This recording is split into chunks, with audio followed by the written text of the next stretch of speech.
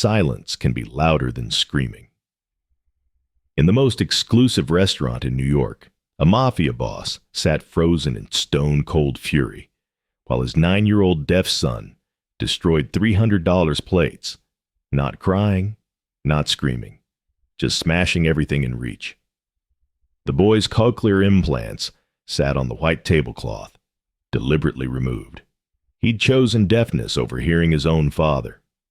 The terrified staff knew Tuko Volkov didn't tolerate chaos. Everyone expected bloodshed. Then a shy waitress who'd been invisible for 2 years did the unthinkable. She stepped forward, knelt before the boy, and pulled something from her apron. Something so simple it cracked the walls around both of them. She didn't speak. She moved her hands, signing 7 words that froze the entire room. I see you. You are not invisible. The deaf boy's hands trembled, and then he signed back. What happened next will shatter you, and then heal you. Before we dive into Mira and Marco's story, if you love emotional, heart-wrenching romance stories with a twist, you're in the right place. Hit that subscribe button and turn on notifications so you never miss a new upload. Trust me, you're going to want to see how this story ends. And if you're already hooked by what you've heard so far, drop a like to let me know. It helps more than you think. Now let's get into it. The chandelier at Solituden didn't sway from music. It didn't vibrate from footsteps or the rumble of Manhattan traffic below.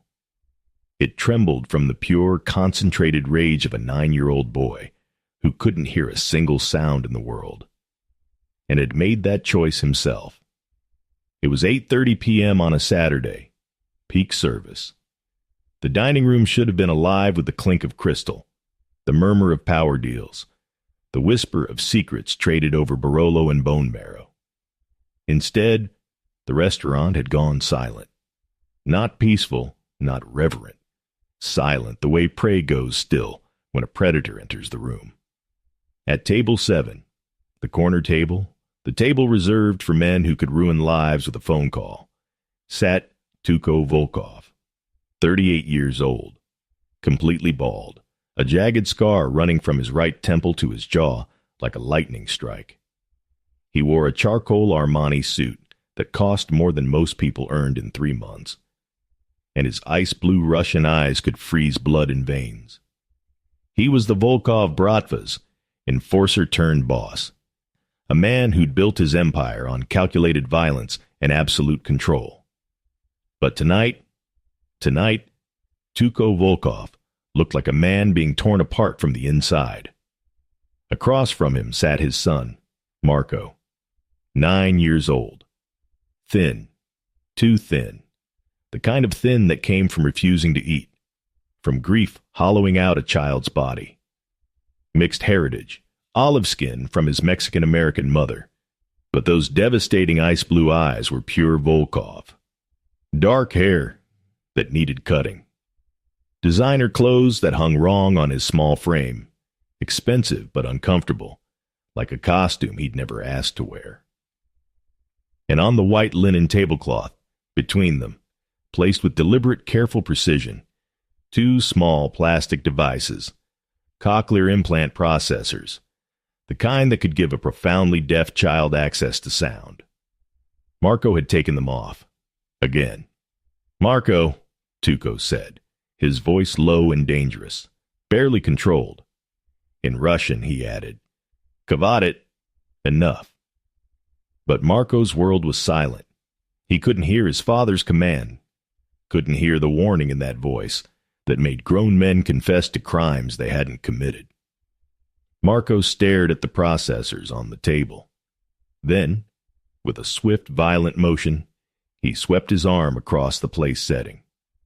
The plate of untouched osso buco flew. The wine glass shattered. Silverware clattered across marble like gunshots. The entire restaurant flinched. Vincent Whitmore, the restaurant manager, approached with his hands raised like he was approaching a bomb. Sweat gleamed on his pale forehead. His gold-rimmed glasses caught the light as he spoke, voice shaking. "Mr. Volkov, perhaps..." Perhaps the young master would prefer something else. We have... Tuco turned his head slowly. The look he gave Vincent was colder than a Siberian winter. He doesn't want different food, Vincent, Tuco said, each word sharp as a blade. He wants to punish me. Do I look like a man who knows how to fix this? Tuco ran a hand over his bald head, fingers finding the scar, pressing hard like he could physically push down the rage and helplessness warring inside him. 8 months. 8 months since Isabella died. 8 months since his son watched his mother bleed out on their kitchen floor. 8 months since Marco had shut down completely, turning off his implants, refusing to speak, refusing to engage with the hearing world that had let his mama die. Get him out, Tuco snapped at Dmitri, his head of security, before I lose my temper. Dmitri, a mountain of a man with a scar bisecting his left eyebrow, stepped forward cautiously. Come on, Marco, let's go wait in the car. Marco's hand shot out. Not violent, not attacking, just pushing away, signing frantically, desperately, his small hands moving in sharp, angry ASL signs that Dmitri couldn't read, that Tuco barely understood. Dmitri froze. Boss, I can't understand him. Tuco stood abruptly. The chair scraped. The sound was deafening in the silent restaurant. Then get someone who can. Call another specialist. Call whoever the hell. Marco slammed both hands on the table. His face was red. Not from screaming. He wasn't making a sound. But his eyes were wild, his chest heaving like he was drowning in air he couldn't catch.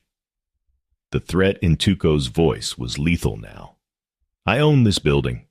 I own every brick in this restaurant. If one more person stares at my son like he's a circus act, I will burn this place to ash. He meant it. Everyone in the room knew he meant it.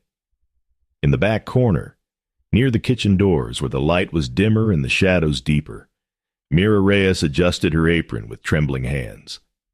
25 years old, but she looked younger. Petite, barely 5'4", with warm golden brown skin and long dark hair pulled back in a severe bun that left her face painfully exposed. Her brown eyes, large and expressive, were fixed on the boy at table 7. While everyone else watched in horror, Mira watched with recognition. She'd been working a double shift. Her feet ached. Her back ached. She was running on 3 hours of sleep and black coffee, sending every spare dollar home to her mother in Los Angeles, to her deaf younger brother Santiago's college fund. She needed this job, desperately. Don't, hissed Maria, the other evening waitress, grabbing Mira's wrist. Don't even think about it. That's Tuco Volkov, the Wolf of Brooklyn. He's killed men for less than looking at him wrong. But Mira wasn't looking at Tuco. She was looking at Marco. At the way his small hands were shaking. At the way he was signing the same phrase over and over and over. Nobody hears me. Nobody hears me. Nobody hears me. She knew that feeling. That drowning in silence feeling. That invisible feeling. She knew what it was like to be in a room full of people and have no one understand your language. Mira, Maria warned. Don't. Mira pulled her arm free. Her hands went to her apron pocket, to the small leather journal she always carried, the one filled with sketches and ASL notes she wrote to stay sharp, to remember her brother, to remember who she'd been before she'd learned to make herself small and quiet and invisible. Vincent was backing away from table 7 now, stammering apologies. Dmitri looked helpless. Tuco looked like a man 2 seconds from pulling the gun everyone knew he carried. And Marco was signing faster now, more frantically, his movements jagged and desperate. I want Mama. I want Mama. Why can't anyone hear me? Mira set down her tray. Mira, no! She walked forward, the sound of her shoes, cheap, rubber-soled, squeaking slightly on the polished marble, was the only sound in the restaurant besides Marco's harsh breathing. Vincent tried to grab her. "Stay in the kitchen, you stupid girl." Mira pulled away, kept walking. 10 feet from table 7. 5 feet. Tuco's hand moved to his jacket. Everyone in the room knew what that meant. His fingers hovered near the gun holstered at his ribs. His eyes locked on her, cold and assessing. "Who the hell are you?" His voice was quiet, more dangerous than if he'd shouted. Mira didn't answer him, didn't even look at him. She looked at Marco, and then she did something that made Tuco's blood run cold. She knelt. Right there on the floor, in the spilled wine and broken glass and scattered ossobuco. Her black tights tore.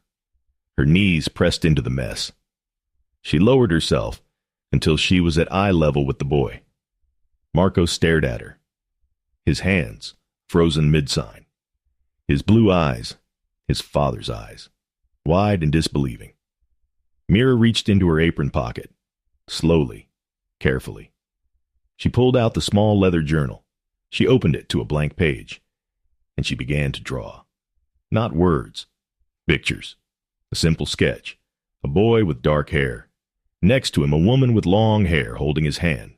Above them, a tree, the sun. Simple. Childlike. Marco's chest stopped heaving. He stared at the drawing. Mira looked up at him. Her brown eyes were gentle, but there was steel underneath. She lifted her hands from the journal. She signed. Slowly, deliberately. Each movement clear and precise. "I see you." Marco's breath caught. "You are not invisible." The silence in the restaurant was absolute. Marco's hands trembled. He looked at his father, who was frozen, staring, then back at Mira. Then, slowly, carefully, like he was afraid this moment would shatter if he moved too fast, Marco lifted his hands. He signed back. "Mama?" His hands were shaking so hard the sign was almost illegible. Mira's eyes filled with tears, but she didn't let them fall. She signed again. "I know. I miss my mama too." Marco stared at her. His face crumpled, but he didn't scream. He didn't thrash. He reached out, his small hand extending across the broken plate, across the spilled wine, across the gap that had separated him from every other person in his life for 8 months, and he took Mira's hand. The entire restaurant held its breath. Mira carefully stood, keeping hold of Marco's hand. She signed with her free hand. "Can I sit with you?" Marco nodded. She lifted him gently. He was so light, too light, and sat down in the chair beside him. She kept signing, slowly, a simple story, a bedtime story, about a boy who could make the world quiet when he wanted, and loud again when he was ready. Marco watched her hands. He didn't look away, didn't pull away. Within 2 minutes, his breathing evened out. Within 5, his head was resting against her shoulder. He was calm. For the first time in 8 months, Marco Volkov was calm. Tuco Volkov sat frozen in his chair. He stared at his son, the son who hadn't let anyone touch him, hadn't responded to therapists or specialists, or anyone with any degree or certification, curled against this waitress who smelled like dish soap and looked like she'd blow away in a strong wind. He looked at her, really looked at her, the fraying collar of her uniform, the dark circles under her eyes that spoke of too many shifts and not enough sleep, the way her hands moved, graceful, fluent, the sign language flowing like music he couldn't hear. "How?" His voice came out rough. He cleared his throat. "How did you do that?" Mira finally looked at him, but she didn't hold his gaze. Her eyes dropped immediately, a flush rising in her cheeks. "My brother," she whispered, her voice barely audible. "He's deaf. I was his interpreter growing up." Tuco stood slowly. He was a tall man, 6'2", and he towered over her, even though she was sitting. But she didn't flinch. She just kept one arm around Marco, kept signing slowly with her free hand, keeping the boy calm. "What's your name?" Tuco asked. "Mira," she whispered, then even quieter. "Mira Reyes." Tuco looked down at his son. Marco's eyes were closed now, his breathing deep and even, one small hand clutching Mira's sleeve like a lifeline. "Mira Reyes," Tuco repeated. He turned to Dimitri. "Find out everything, where she lives, where she's from, who she knows. Everything." Dimitri nodded and stepped away, already pulling out his phone. Tuco looked back at Mira. "Can you move him?" Mira nodded. Carefully, she signed to Marco. "I'm going to give you to your papa's friend now. Okay?" Marco's eyes opened. He looked terrified. He signed back. "Don't leave."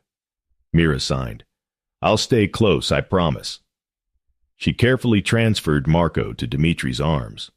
The boy whimpered but didn't fight. His eyes stayed locked on Mira. Mira stood, brushing the wine stains from her knees.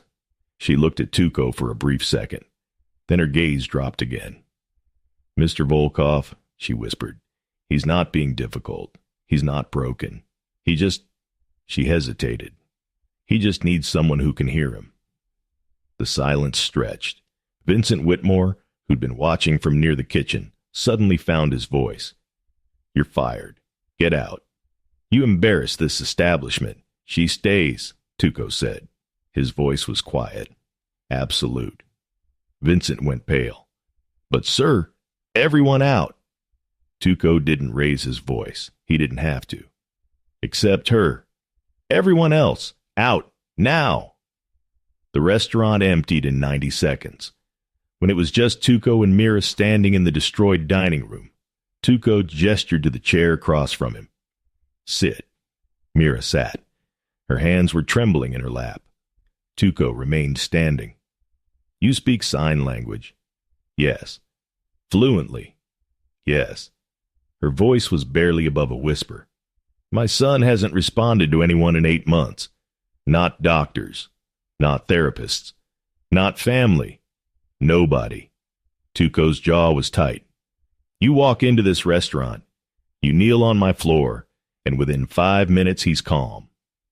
Mira said nothing, just kept her eyes down. "How long have you worked here?" 6 months. "And before that?" "Los Angeles. I worked at a clinic." Her voice shook slightly. "Special needs children." Tuco studied her. "Why did you leave?" Mira's hands clenched in her lap. "Personal reasons." "I need specifics." She finally looked up at him. Her brown eyes were filled with something he recognized. Fear, but also defiance. "I needed a fresh start, Mr. Volkov. That's all you need to know." For a long moment, Tuco just stared at her. Then he pulled out his phone, tapped a few times, turned the screen toward her. It was a file. Her file. Background check. Current address. Employment history. Bank statements. "Mira Reyes," he read aloud. 25. Born in East Los Angeles. Eldest of 4 children. Father abandoned the family when you were 12. Mother works 2 jobs. Younger brother Santiago. Profoundly deaf. You were his primary interpreter from age 13. Mira's face drained of color. "You studied to be a special education teacher," Tuco continued. "Dropped out of Cal State LA in your junior year. Moved to New York 2 years ago. You work 3 part-time jobs. You send $800 a month home to your mother." He closed the phone, put it back in his pocket. "You researched me," Mira whispered. She looked like she might be sick. "I vetted you," Tuco corrected. "There's a difference." He sat down across from her, leaned forward. "My son Marco, he was born deaf. Genetic condition. He got cochlear implants when he was 3. Extensive therapy. He learned to speak, to listen, to live in the hearing world." Tuco's voice went flat. 8 months ago, his mother was murdered in our home. Marco witnessed it. After that, he turned off his implants and hasn't turned them back on. He stopped speaking. Stopped signing. Stopped everything. Mira's eyes filled with tears. I'm so sorry. I have enemies, Miss Reyes. The Bratva families are circling. They think I'm weak because I'm a grieving widower with a son I can't control. They think my house is in chaos. He paused. In 3 weeks, there's a summit. All 5 families.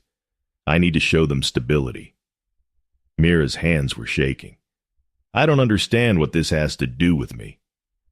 I'm going to make you an offer, Tuco said, and I want you to think very carefully before you answer. She waited. Move into my estate. Become Marco's live-in communications specialist. Teach him. Reach him. Help him find his way back. He paused. And wear an engagement ring at the summit. Show the families that I've moved forward. That my household is strong. Mira's eyes went wide. You want me to pretend to be your fiancé? Yes. That's insane. I'm a waitress. I'm nobody. I can't. $15,000 per week, Tuco said, plus a $100,000 signing bonus. Your mother's debt's cleared. Your brother's college paid for. Santiago can go to Gallaudet. Full ride. Mira's mouth open, closed. No sound came out. If you refuse, Tuco continued, you walk out of here. I won't stop you. I won't hurt you. He looked toward the kitchen, where Dmitri waited with Marco. But my son will wake up screaming tonight, and the night after that, and every night. And I won't be able to reach him, because I don't speak his language. The weight of that confession hung in the air. Mira's voice was shaking. What are the rules? Tuco's ice-blue eyes locked on hers. You live in my house. You care for Marco. You teach him. And you teach me sign language. You wear the ring in public. You smile at the cameras. But you don't ask about my business. You don't go into the West Wing. And you don't fall in love with me. This is a contract. Nothing more. Mira met his gaze for one brief burning moment. That won't be a problem, Mr. Volkov, she whispered. I don't believe in fairy tales anymore. Tuco extended his hand across the table. Then we have a deal? Mira looked at his hand, rough, scarred. The hand of a man who'd built an empire on violence. She thought of Santiago, of her mother working herself to death, of Marco's small, desperate hands signing "Nobody hears me." She took his hand. We have a deal. The Volkov estate rose from the Long Island landscape like a fortress. 15 bedrooms behind towering iron gates, armed guards patrolling grounds lit by security floods, cameras swiveling on every corner. Inside, the mansion was cold perfection. Marble floors, designer furniture that looked untouched. Nothing childlike anywhere. A museum, not a home. Mira's room was larger than her childhood apartment. Massive windows overlooking manicured gardens. A bathroom with heated floors. A bed that could fit 4 people. Connected by a door was Marco's nursery. Though he was 9, no one had updated it. Stuffed animals sat gathering dust. A mobile hung motionless above an empty crib. Tuco stood in her doorway that first evening, rigid as stone. East wing is yours and Marco's. West wing is my office. Never enter. Security follows you everywhere outside these walls. In public, I'm Tuco. In private, Mr. Volkov. Understood? Mira nodded, throat tight. At 3 a.m., she woke to shadows passing her door.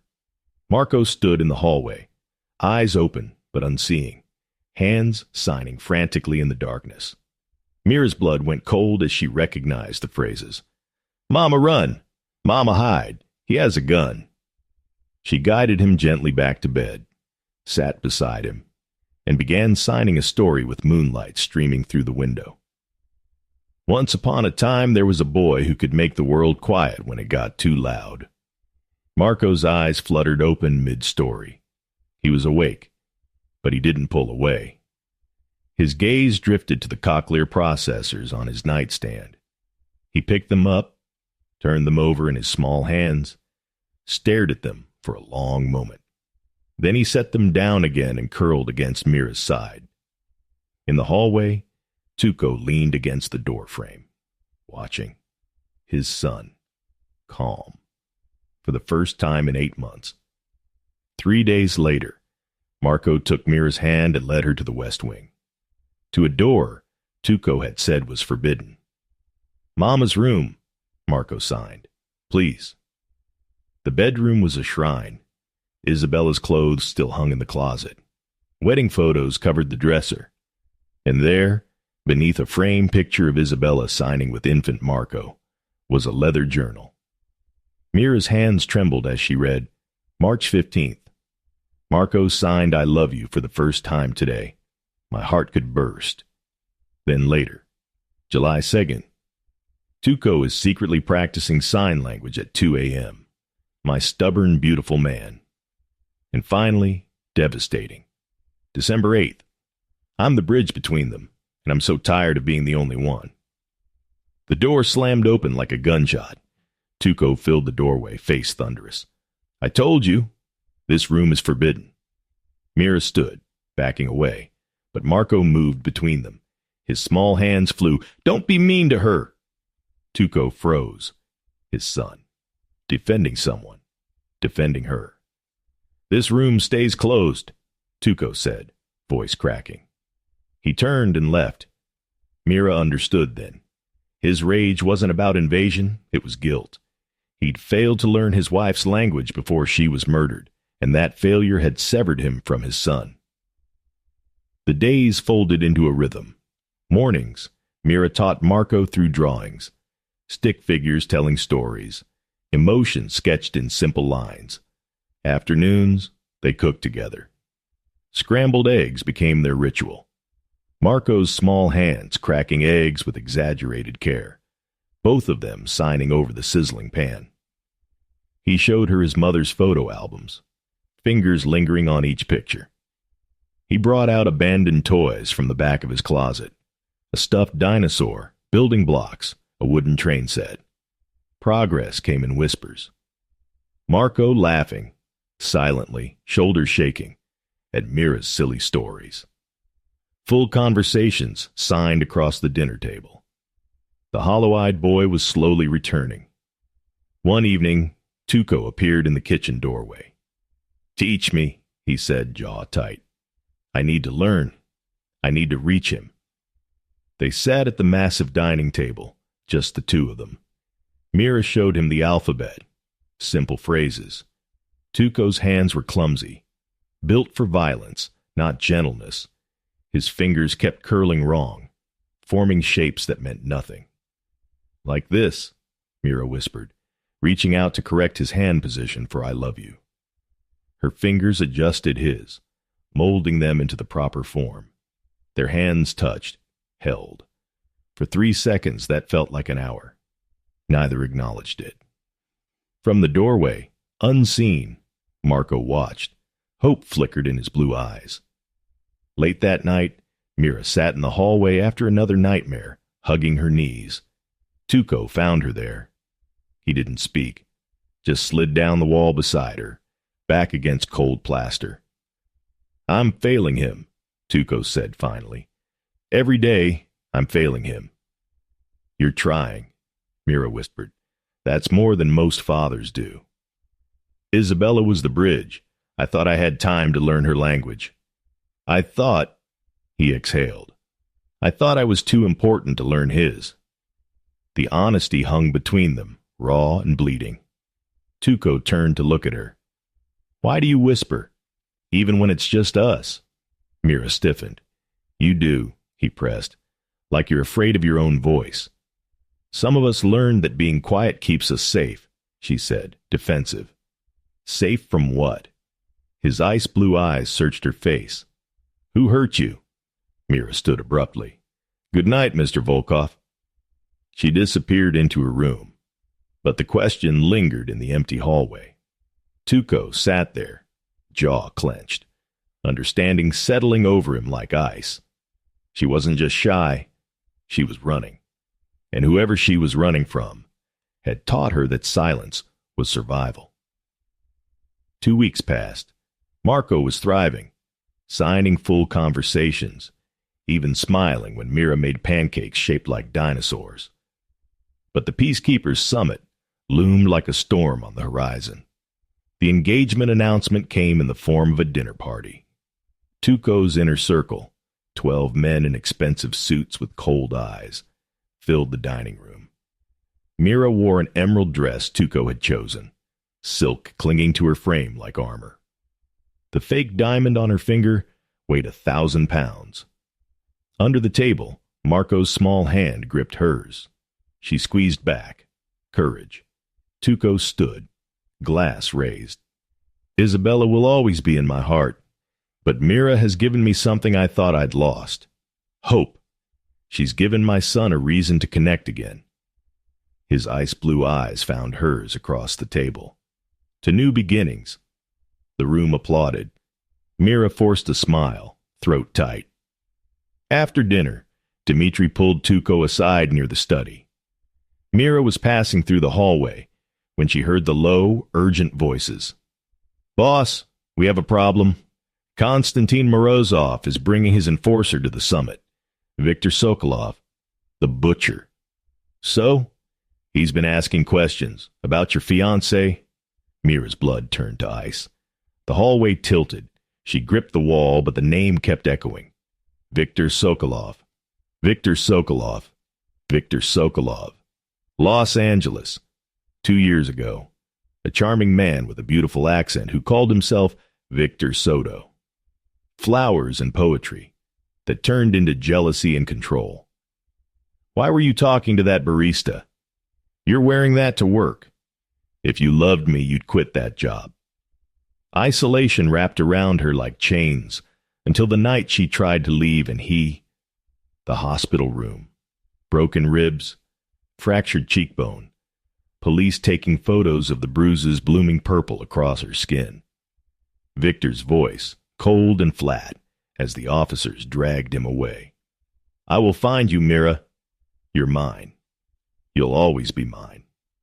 "Mira!" she snapped back. Tuco stood in front of her, concern flickering across his brutal features. "You look like you've seen a ghost."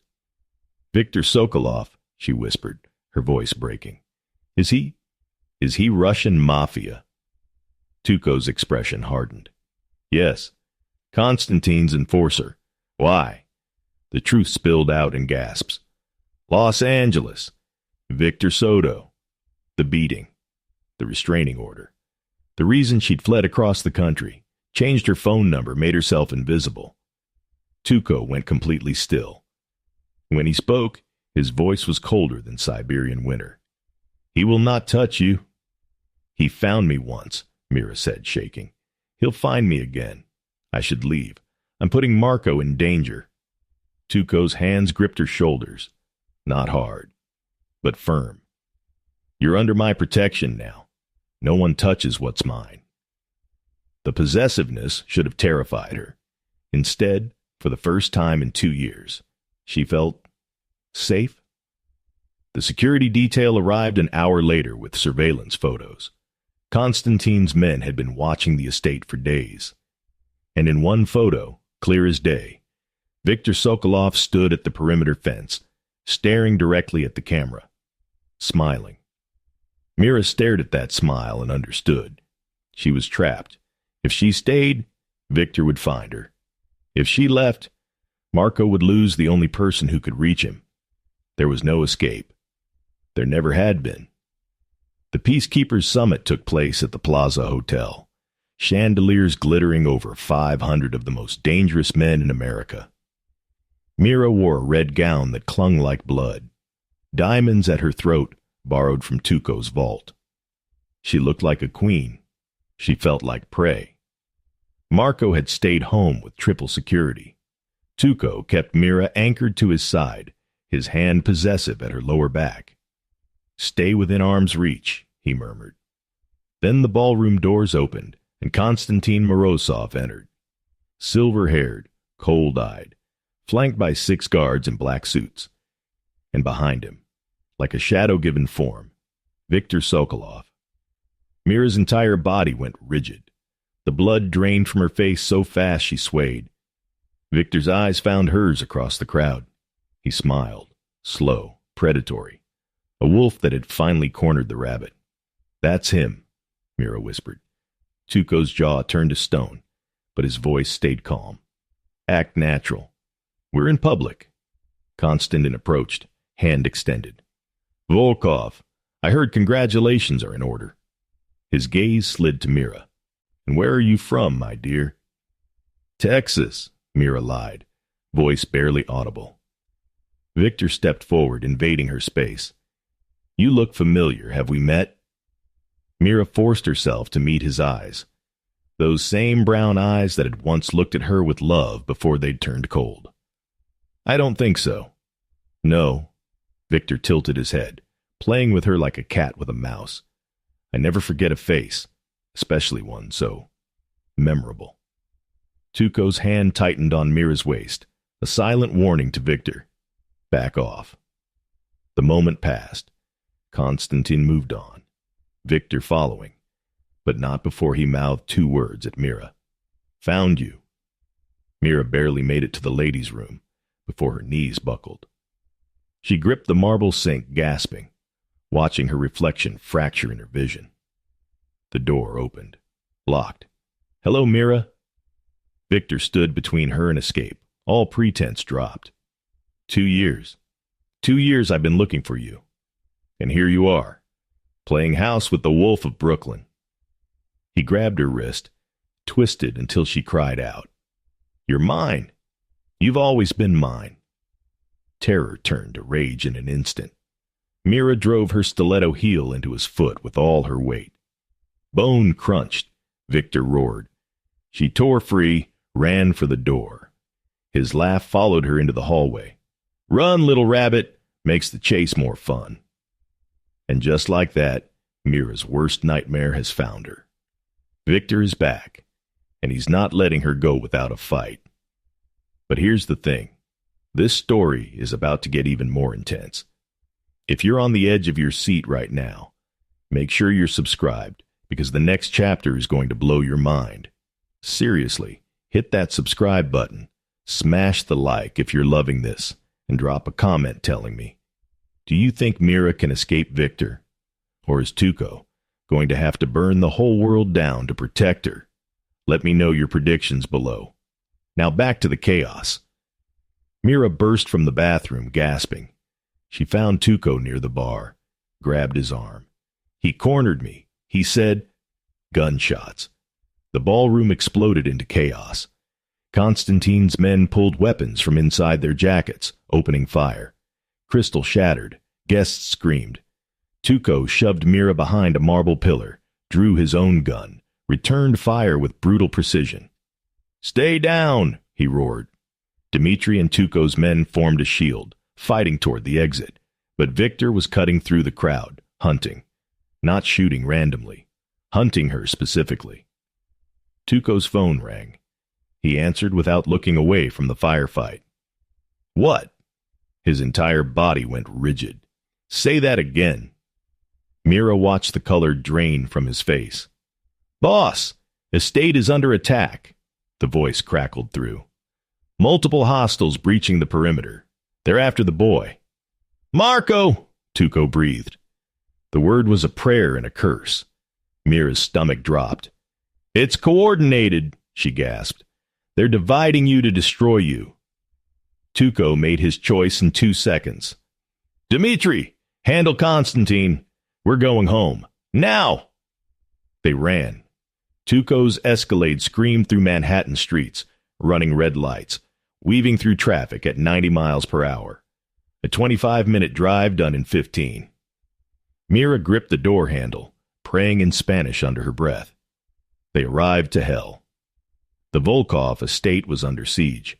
Gunfire echoed across the grounds. Smoke poured from the east wing.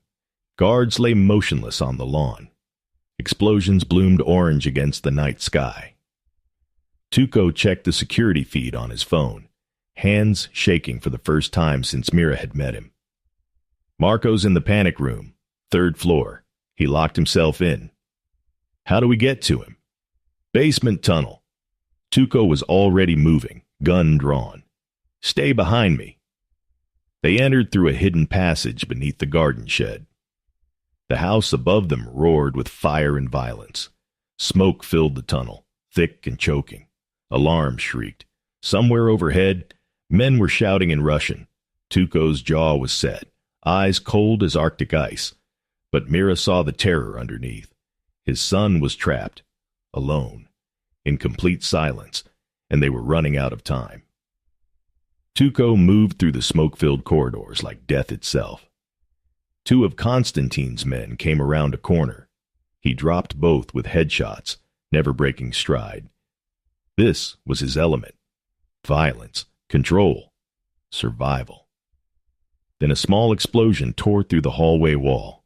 The blast threw Mira backward, separated from Tuco by a collapsed beam and roaring flames.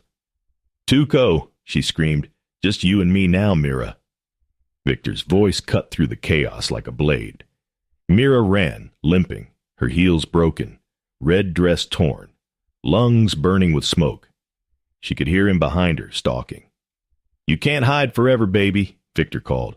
"I taught you that once, remember?" She ducked into Marco's room, slammed the door. Her eyes landed on the nightstand, the cochlear implant processors, and suddenly, an idea. Victor kicked the door open. It flew off its hinges. End of the line. Mira backed against the wall, gripping the processors. "I'm not running anymore." Victor laughed, pulling a gun from his jacket. "What are you going to do? Throw toys at me?" Something inside Mira, something that had been silent for 2 years, something that had whispered and hidden and made itself small, broke free. She screamed. Not a gasp, not a whimper. A full-throated primal roar that came from the depths of her soul. Victor flinched, just for a second. Mira hurled the processors at his face and dove past him into the hallway. He followed, enraged, hunting. She ran until her back hit the library shelves. Trapped. Victor raised the gun, finger on the trigger. But Mira didn't cower. She stood tall. And when she spoke, her voice was clear as a bell. "You're nothing. You never were." Victor's eyes widened. "What did you say?" "You're a coward," Mira said, louder, the words pouring out like light. "You hurt people because you're empty inside. And I'm done being afraid of you." Victor's face twisted with rage. "You little..." Bang! But it wasn't Victor's gun. It was Tuco's. Tuco stepped through the smoke, gun raised, expression carved from ice. "She's not yours. She's not anyone's property. She's Mira fucking Reyes, and you don't get to touch her." Victor collapsed, blood spreading across the Persian rug. Tuco turned to Mira, eyes searching her face. "Are you hurt?" Mira shook her head, tears streaming. "Marco. We have to get to Marco." They reached the 3rd floor through a servant's stairwell, lungs burning, covered in soot. The panic room door stood before them, solid steel, designed to withstand sieges, jammed from the inside. "Marco!" Tuco slammed his fist against the metal. "Marco, open the door! Son!" Silence. Not the peaceful kind, the suffocating kind. Inside, Marco couldn't hear his father's voice. Couldn't hear the desperation, the terror, the love. His world was silent, had been silent for 8 months by choice. And now, when it mattered most, he was trapped in that choice. Tuco pounded harder, screaming in Russian, in Spanish, in English. "Marco, please!" Mira's hands were shaking as she pulled out her phone. The screen was cracked from the explosion, but it still worked. She opened the cochlear implant control app, still connected to the spare processors. The ones in her pocket. The ones she'd grabbed from Marco's room before Victor cornered her. "What are you doing?" Tuco's voice was ragged. "Trust me." She activated the processors remotely. Then she opened the video recording she'd made 3 days ago. A bedtime story, in case Marco ever needed comfort when she wasn't there. Her face appeared on the screen, signing and speaking. "Marco, it's Mira. You're safe. But I need you to be brave. I need you to hear." She held the phone near the door's ventilation slot, volume maximum. Inside the panic room, Marco sat in the corner, clutching his mother's photograph, tears streaming down his face. And then, a voice. For the first time in 8 months, a voice pierced his chosen silence. Mira's voice. "Your papa is outside. He's calling for you. He needs you to hear him." Marco's head snapped up. He stared at nothing, at everything. Sound. He'd forgotten what sound felt like. "Marco!" Tuco's voice came through the door, broken and desperate. "Son! Please!" Marco looked at the door, at the deadbolt he'd locked. His hands trembled as he stood. "It's safe to hear again," Mira's recorded voice whispered. "It's safe to come back." Marco's small fingers found the lock, turned it. The mechanism clicked. The door swung open. Tuco dropped to his knees, pulling his son into his arms with a sound that was half sob, half prayer. Marco could hear it all now. His father's heartbeat thundering against his ear, the ragged breathing, the words tumbling out in 3 languages. "I've got you. I'm so sorry. I'm so sorry. Te tengo, mijo. Ya proclina al sebia. I've got you." And then Marco spoke. His voice was raw, uncertain. 8 months of silence cracking apart. "Papa, I was scared." Tuco's entire body shook. "Me too, son.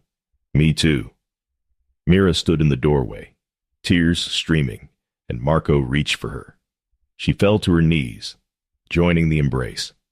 The 3 of them held each other in the smoke-filled hallway, in the ruins of the burning mansion, holding on like they could keep the world from tearing them apart again. Marco's voice, small and fragile. "Mira, don't leave." She pressed her forehead to his. "Never." Spring arrived like a promise kept. The Volkov estate garden bloomed with roses, tulips, and wildflowers that hadn't been there 6 months ago. The razor wire was gone from the walls. In its place, climbing jasmine released perfume into the warm air. Marco ran across the grass, laughing, actually laughing out loud, chasing a golden retriever puppy named Halo. He was 10 now, taller, healthier. The hollow look erased from his face. His cochlear implants sat behind his ears, activated, letting him hear the world. But his hands still moved as he played, signing to the puppy even as he spoke. "Come here, girl. Good dog." Both worlds. He lived in both worlds now. Mira sat on a blanket in a sundress the color of honey, watching him. She looked different, not tired anymore, not invisible. She was radiant, present, laughing as Halo knocked Marco over and covered his face in kisses.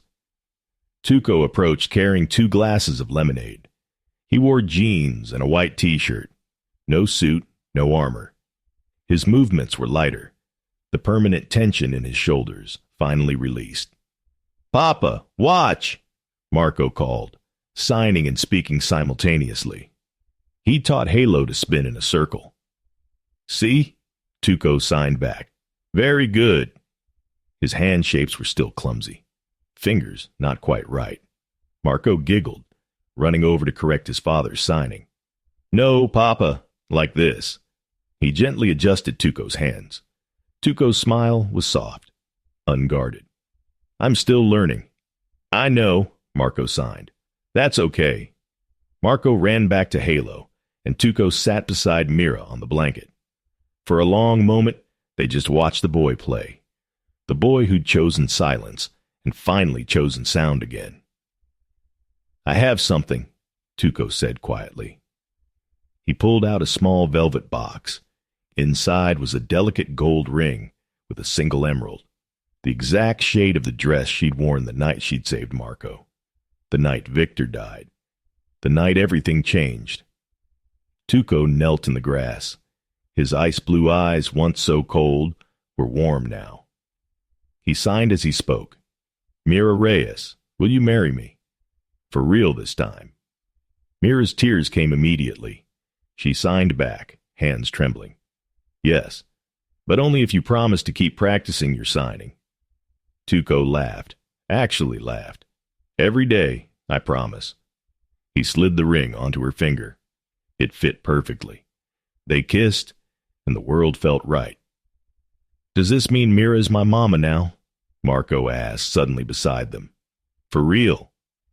Mira knelt to his level, cupping his face. If you want me to be. Marco spoke out loud, the words clear and certain. I want you to be. Mama. She pulled him close, weeping into his hair. Later, the three of them lay on the blanket, looking up at the clouds drifting across the blue sky. Marco in the middle, holding both their hands. That cloud looks like a dinosaur, Marco said. I think it looks like a dragon, Tuco replied. I think it looks like a family, Mira whispered. They all laughed. The camera pulled back. The fortress transformed. Walls covered in flowers instead of wire. The garden alive with color and sound and hope. A family forged not from blood alone, but from choice, from fire, from the courage to hear each other when the world went silent. They say silence can be deafening, but sometimes silence is where you find your voice, and sometimes the person who can't hear you is the one who sees you most clearly. This is the story of how a deaf boy taught a mafia boss to be gentle, and how a shy waitress learned to scream, and how all three of us found our way out of the silence together.